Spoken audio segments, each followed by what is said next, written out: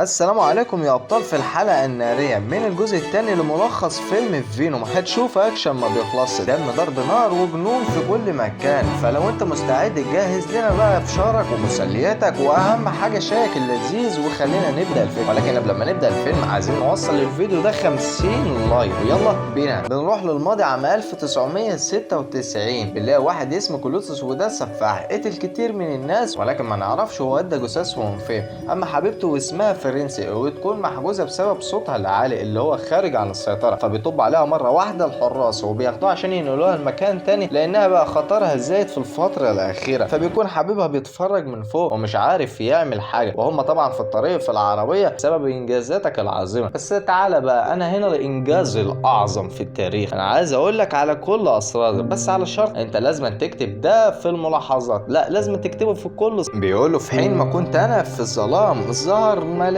وده كان نص التاني، نص اشرك حياتي وبس. واقف على كده بقول له انت وقفت، انت كنت بتقول شعر ولا بيتعصب؟ وبقول له اكتب اللي انا قلت لك عليه. بقول له هو مين اصلا اللي هياخد باله من ده؟ بقول له مالكاش دعوه، انشره بس ومالكاش دعوه. وفعلا بيسمع كلامه، ايده وبيكون طالع من وش ايده وبيقول له بعدين بقول لك ده كان بيقول لي الشعر جوه يا عم، يلا السلام. وبيروح على البيت وفينوم بيستعمل قدراته الخارقه وبيكتب اللي شافه هناك. بيقول له فهمت حاجه؟ بيقول له لا ما فهمتش حاجه. فبيعمل له صوره تانية على شكل بيت. بيقول له بيقول له لا ما فهمتش حاجه. فبيعمل له صوره شجره صحافه وهم قاعدين يتكلموا عن ايدي ان هو حرفيا انقذ كتير من الامهات، ريح كتير قلوب ناس كان نفسها تتريح. وبنعرف كده ان السفاح كان يتحكم عليه بالاعدام. فبنروح ايه اخبار شغل، بتقول له انا كله تمام. فبتطلع ايديها وبنعرف كده ان هي اتجوزت من عمنا مروان. ايوه شكلها تولع. بيتعصب منهم ويبقى يخبط جوه ادي وبيقول له سيبنا عليها. سيبني ليه؟ هي المفروض من نصيبنا احنا. فبيبقى ادي احكي لك انا زمان وانا صغير كده، فمسكت الشاور اللي هو بتاع الشعر وقمت جاي راميه في البانيو فخلصت عليها بالكهرباء. وكمان كان عند ابويا